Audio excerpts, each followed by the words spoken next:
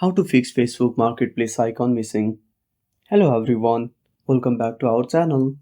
So let's dive right in without wasting any time. Also make sure to watch this video till the end. Before starting the video, make sure to update Facebook to the latest version. Then open up Facebook on a device. Now tap on three lines at the top right corner. Now scroll down and go to settings and privacy. Then go to settings. Now scroll down. Now under preferences, tap on tab bar.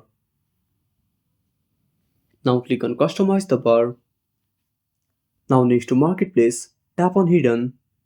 Now select pin or auto. Now restart Facebook. Open up settings. Click on apps. Then go to app management. Now scroll down and find Facebook. Tap on Facebook. Then click on force stop and go to storage usage and tap on clear data. Now tap on delete and restart Facebook. I hope this should fix your issue. And that's it. Thanks for watching. Make sure to subscribe our channel and hit the bell icon. See you in the next video.